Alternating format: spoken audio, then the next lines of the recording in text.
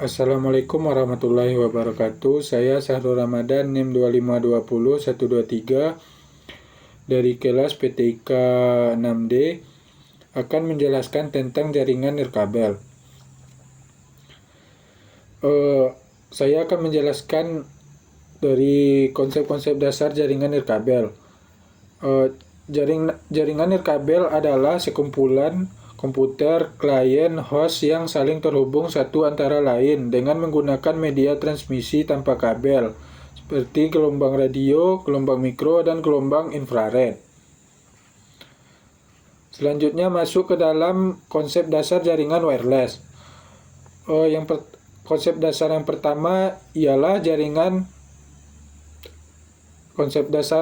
pertama ialah topologi jaringan wireless.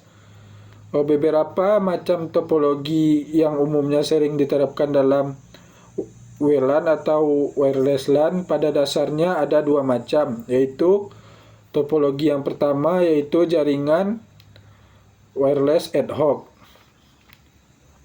Topologi ad hoc ialah topologi di mana implementasi jaringan wireless secara langsung antara end user ke end user lainnya tanpa perangkat terhubung.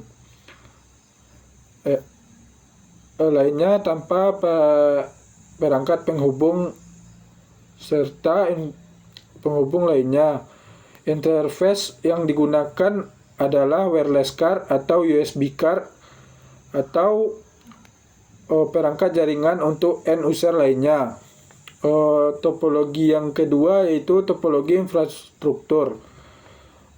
Topologi ini memerlukan perangkat jaringan tambahan sebagai penghubung antara satu end user ke user lainnya. Perangkat ini menjadi penghubung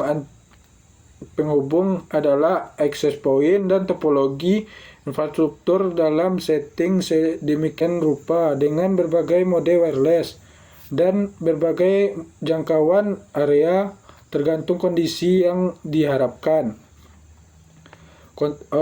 Selanjutnya kita masuk kepada konsep dasar jaringan nirkabel yang kedua, yaitu frekuensi channel. Jenis kabel dan wireless ini memiliki perbedaan yang sangat mencolok, yaitu pada media transmisinya. Pada dasarnya, wireless memerlukan pertukaran data tidak terlihat seperti jaringan kabel. Pada jaringan wireless, media transmisi ini memanfaatkan udara dengan menggunakan frekuensi. Jadi kita dapat mengkontrol sepenuhnya pertukaran data sebagaimana kita bisa dapat lakukan pada jaringan kabel. Peluang gangguan atau interferensi pada jaringan wireless ini lebih besar dibandingkan jaringan kabel. Pemilihan channel tidak tepat dapat menyebabkan interferensi atau gangguan. Selanjutnya kita masuk kepada konsep dasar jaringan wireless yang ketiga, yaitu standarisasi jaringan wireless. Pengaruh dari standarisasi ini dapat kita implementasikan adalah pada saat kita mengetahui karakter dari suatu jaringan tersebut, maka kita akan mengetahui peralatan mana saja yang akan dibutuhkan untuk membangun sebuah jaringan wireless yang akan dioptimalkan keadaan lapangan dan keadaan pengguna. Perkembangan WiFi ini ditandai oleh standar atau protokol yang telah ditentukan sebuah organisasi yang terkait, seperti halnya organisasi Institute of Electric and Electronic Engineer dan WiFi Alliance. Standar tersebut berperan dalam menentukan cara kinerja jaringan WiFi tersebut, sehingga kita dapat mengetahui kinerja WiFi tersebut bisa berjalan lancar atau tidaknya. Lalu yang ke konsep dasar jaringan wireless yang keempat yaitu gangguan-gangguan atau pelemahan sinyal. Yang pertama ialah interferensi. Interferensi ini biasanya terjadi karena adanya bentrokan atau pemakaian frekuensi yang sama antara dua atau lebih perangkat Wi-Fi pada jalur yang berdekatan. Untuk mencegah bentrokan itu terjadi, seharusnya Wi-Fi tersebut memiliki akses yang berbeda-beda antara lainnya atau memiliki frekuensi yang berbeda sehingga dapat mengurangi kejadian bentrok atau frekuensinya atau terjadinya kerusakan. Sebaiknya kita menggunakan frekuensi yang berbeda dan seharusnya diusahakan untuk tidak menggunakan satu frekuensi yang sama. Lalu yang kedua, poin yang kedua, noise. Noise adalah sinyal-sinyal yang tidak diinginkan yang selalu ada dalam suatu sistem transmisi. Noise ini akan mengganggu kualitas dari sinyal yang diterima yang diinginkan dan pada akhirnya menggunakan proses penerimaan dan pengiriman data.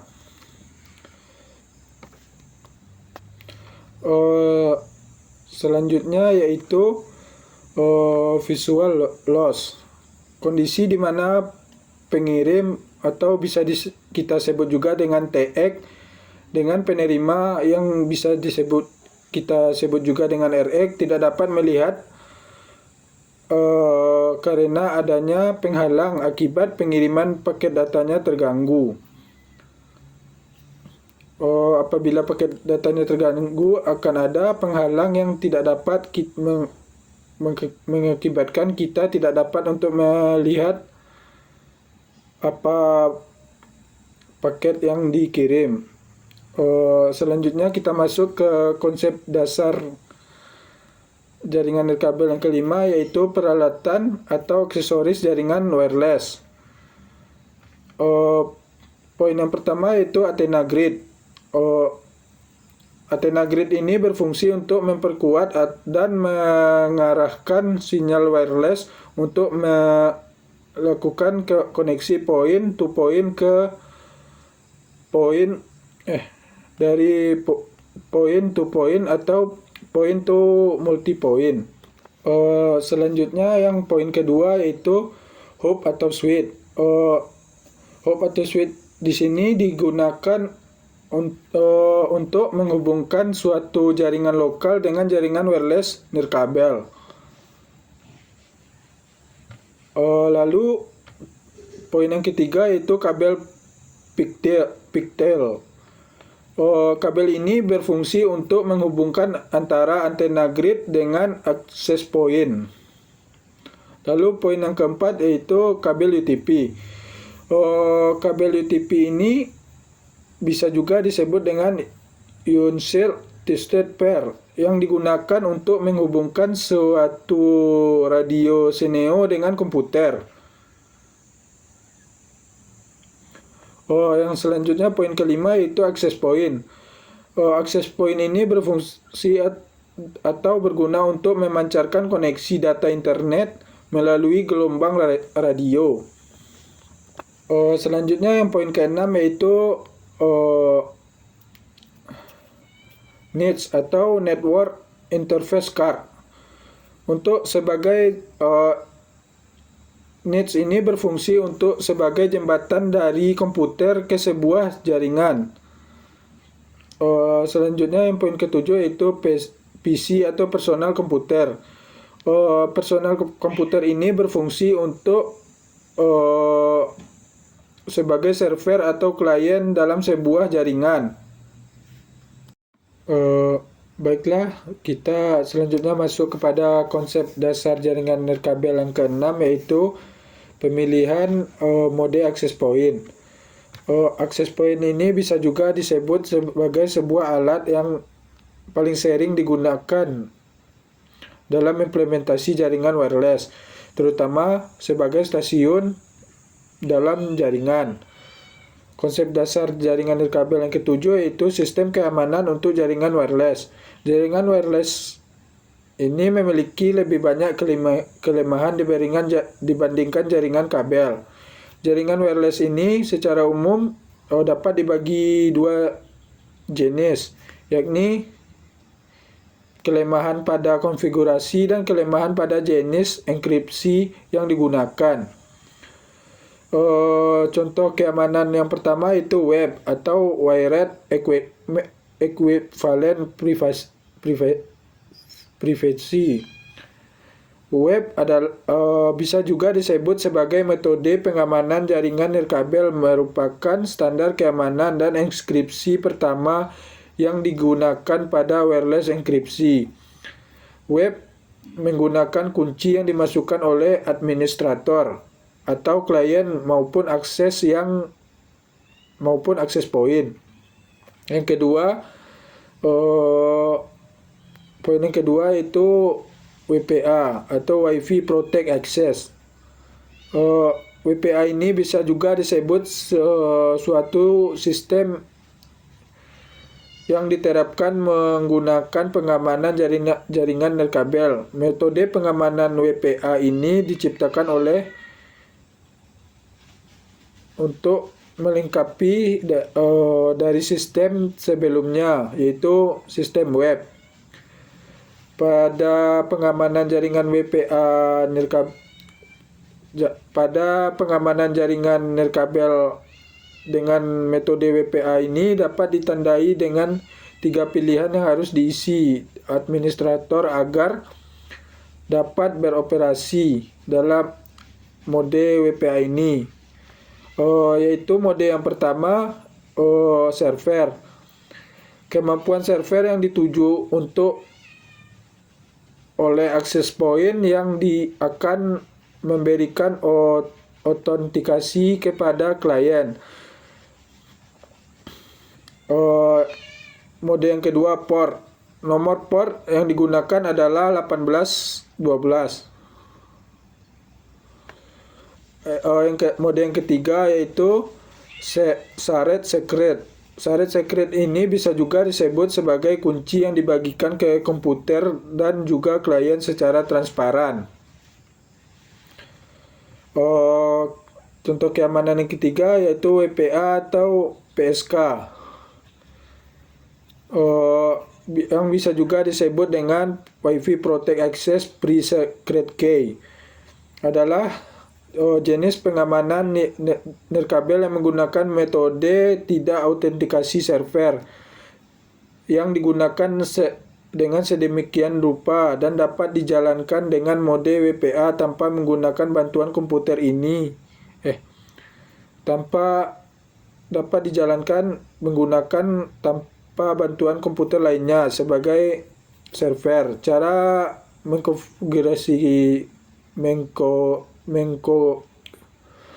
konfigurasinya juga cukup sederhana. Contoh keamanan yang keempat yaitu WPA2. WPA2 adalah bisa juga disebut sebagai sertifikat produk yang tersedia melalui Wi-Fi Alliance. Contoh keamanan yang kelima yaitu MAC atau disebut juga sebagai metode filtering untuk membatasi hak akses dari MAC address yang bersangkutan. Setiap wireless access point maupun router difasilitasi dengan keamanan MAC filtering. Selanjutnya kita masuk kepada konsep-konsep dasar jaringan wireless yang ke-8 yaitu ancaman-ancaman keamanan yang mungkin terjadi pada jaringan wireless. Mungkin ada 7 macam jaringan mungkin ada 7 ancaman jaringan nirkabel yang paling umum terjadi, yaitu Yang pertama ialah masalah konfigurasi. Masalah konfigurasi ini disebut juga sebagai kesalahan konfigurasi yang tidak lengkap. Yang kedua itu denial of service. Denial of service ini bisa juga dibilang mengirim lalu lintas atau virus dalam jumlah besar melalui jaringan dengan maksud untuk membajak sumber daya atau memperkenalkan pintu belakang. Lalu ancaman yang ketiga itu pengambilan pasif atau menguping dalam jangkauan titik akses untuk menangkap informasi yang sensitif. Lalu ancaman yang keempat titik akses nakal atau juga bisa disebut dengan tidak sah atau ad hoc. Menipu perangkat dengan agar terhubung dengan akses yang palsu. Lalu ancaman yang kelima yaitu serangan kembar jahat. Bisa juga kita kenal dengan menyamar sebagai titik akses yang sah dengan sinyal yang lebih kuat untuk menarik pengguna yang berwenang untuk masuk. Lalu ancaman yang keenam, peretasan perangkat nirkabel yang hilang atau dicuri melewati kata sandi untuk mendapatkan akses. Lalu ancaman yang keenam, freeloading atau membonceng koneksi atau mencegat berbagai file. Selanjutnya kita masuk kepada cara kerja jaringan wireless. Setiap PC ada pada jaringan wireless dilengkapi dengan sebuah radio transceiver atau bisa disebut dengan adapter atau wireless card yang mengirimkan serta menerima gelombang radio ke PC yang lain, namun masih berada dalam suatu jaringan. Selanjutnya kita masuk kepada jenis jaringan nirkabel. Jenis jaringan nirkabel ini memiliki 4 jenis, yaitu yang pertama WLAN atau Wireless Local Area Network yang memungkinkan kita dapat menghubungkan 2 atau lebih perangkat untuk saling tukar data dan informasi. WLAN ini menyediakan koneksi melalui access point untuk jaringan internet yang lebih luas. Namun biasanya WLAN ini dipakai pada tempat-tempat wilayah kecil seperti perkantoran, sekolah, bandara, perpustakaan, dan sebagainya. Jenis-jenis jaringan nirkabel yang kedua yaitu WMAN, bisa juga kita sebut dengan Wireless Metropolitan Area Network, yang dapat saling menghubungkan beberapa titik pada wilayah metropolitan. Contohnya pada gedung perkantoran A dengan gedung perkantoran B, dan juga jaringan ini dapat menjangkau satu kota sekaligus.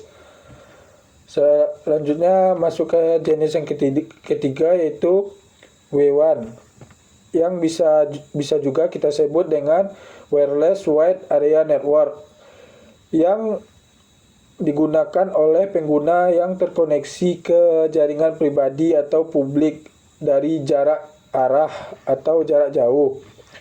Jangkauannya sangat luas hingga satu negara karena menggunakan sistem satelit, contohnya 2G, 3G, dan 4G, dan sebagainya.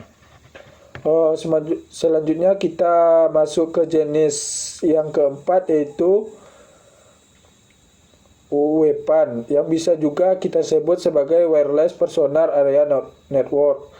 Adalah jenis jaringan nirkabel yang jangkauannya paling kecil, yang bersifat mendadak.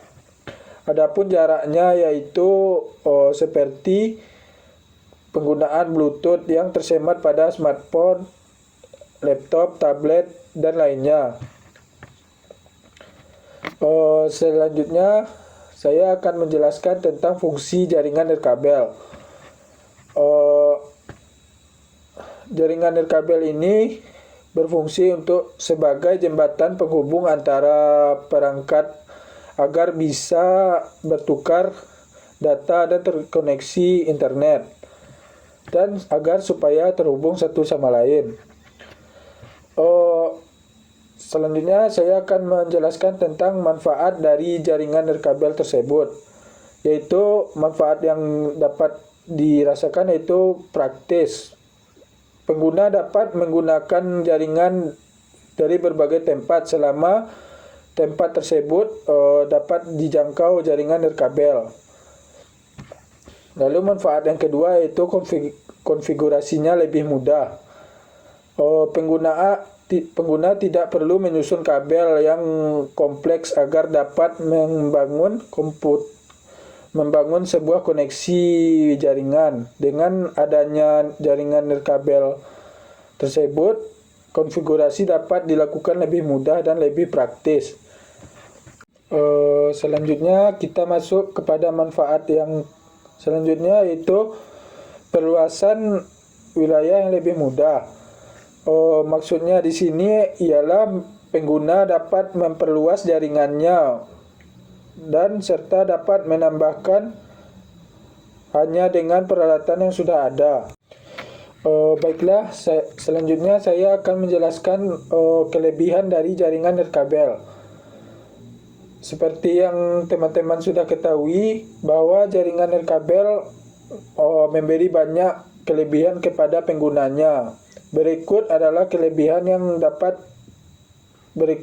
akan saya sampaikan kelebihan yang dapat ditawarkan jaringan nirkabel. Kelebihan yang pertama yaitu memudahkan lebih mudah dalam dikembangkan dan diperbaiki ketika mengalami gangguan. Tidak membutuhkan peralatan kabel yang mahal. Biaya maintenance lebih terjangkau. Lalu yang keempat, dapat menjangkau daerah-daerah yang terpencil. Tidak membutuhkan tempat yang luas. Dan yang keenam, memiliki transfer stabil tanpa kabel. Itulah kelebihan dari jaringan nirkabel tersebut. Selanjutnya kita masuk kepada kekurangan jaringan nirkabel. Meskipun jaringan nirkabel tersebut menawarkan kelebihan yang banyak, tetapi jaringan nirkabel tersebut tidak dapat lepas daripada kekurangan yang ada atau kekurangan yang dimiliki oleh jaringan tersebut. Contoh kekurangan dari jaringan nirkabel tersebut ialah yang pertama, biaya pengembangannya yang mahal walaupun lebih mudah dilakukan.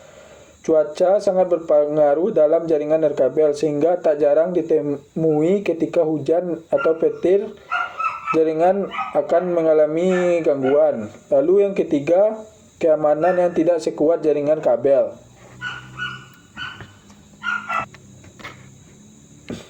Baiklah, kita selanjutnya saya akan menjelaskan perangkat keras jaringan nirkabel.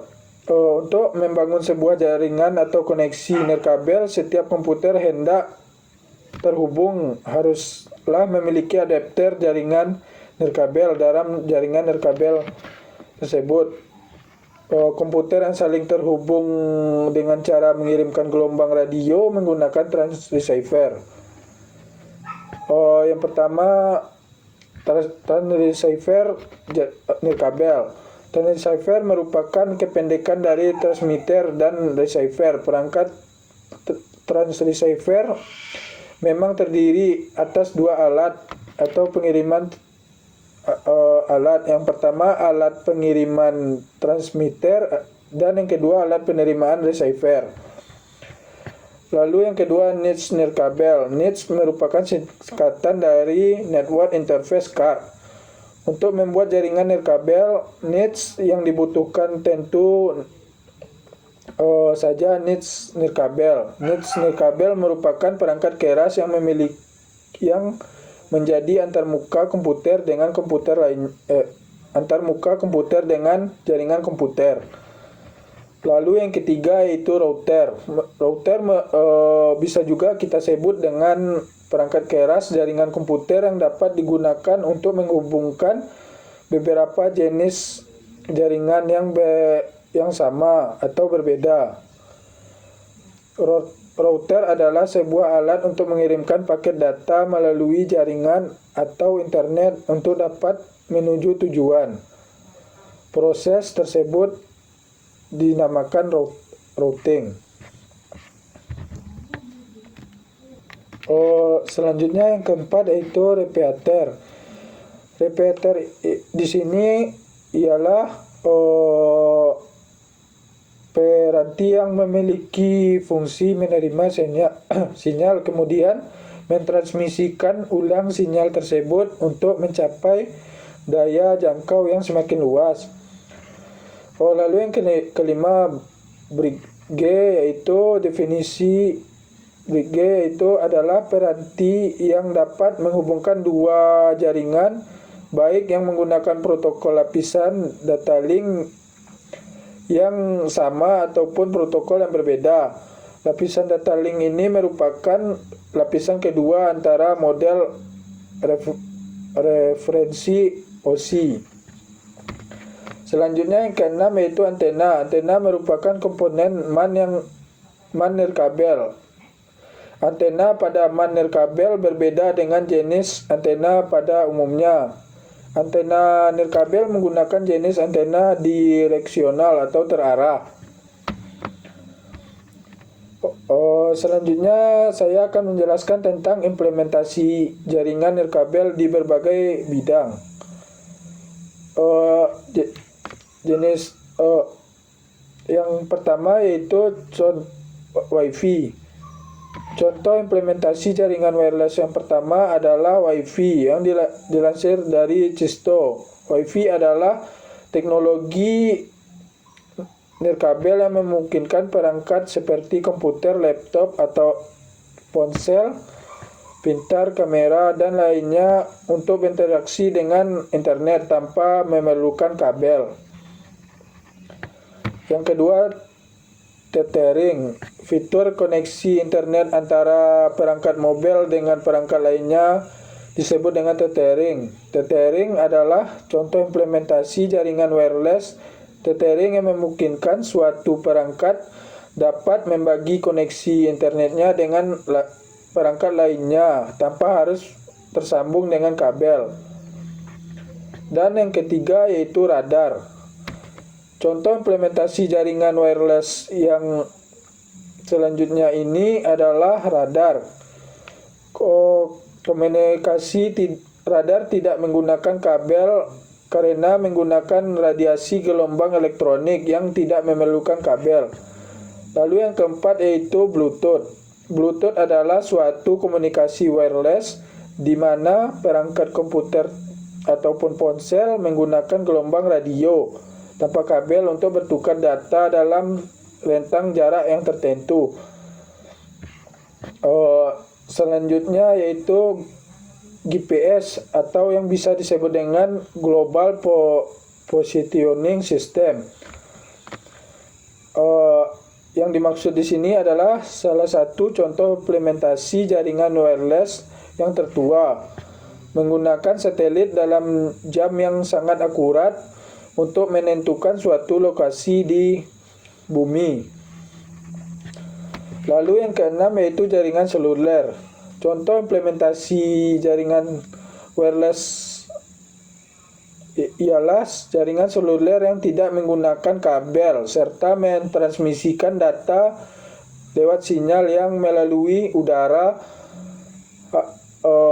dan memudahkan ponsel untuk terhubung ke jaringan seluler. Selanjutnya yang ketujuh ialah siaran televisi atau radio. Siaran televisi atau radio tidak memerlukan kabel karena dia melalui gelombang elektromagnetik magnetik yang ditransmisikan melalui udara. Selanjutnya saya akan menjelaskan tentang WPAN atau Wireless Personal Area Network.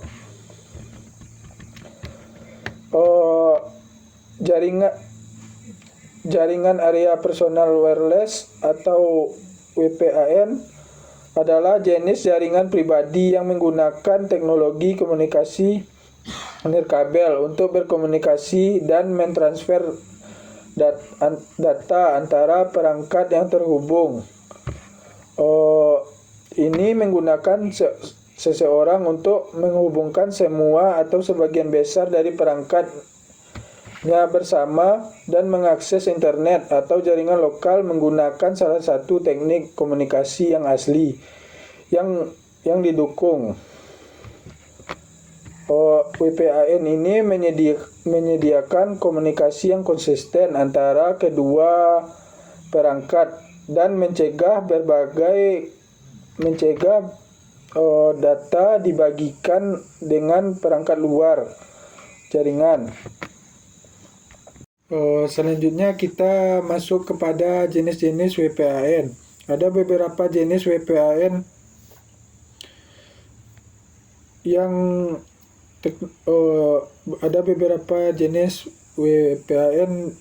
jenis teknologi yang digunakan yaitu Bluetooth. Yang pertama Bluetooth, teknologi utama WPAN diawali dari peluncuran Bluetooth. Yang kedua Home RF. Teknologi Home RF tersebut bisa juga disebut Home Radio Frekuensi, yang kecepatan transmisinya mencapai 10 Mbps dalam jarak berkisar 500 hingga 100 meter. Lalu yang ketiga Zigbee. Teknologi ini memiliki fungsi yang menghubungkan piranti sebuah jaringan lewat media nirkabel. Zigbee ini beroperasi di frekuensi 2,4 GHz dengan 16 channel dan kecepatan transmisinya 250 kbps dalam jangka hingga 100 m. Lalu yang keempat yaitu infrared. Teknologi ini banyak diadaptasi untuk berbagai barang teknologi informasi di rumah dengan memanfaatkan gelombang infrared. Sensor yang tersebut memiliki kecepatan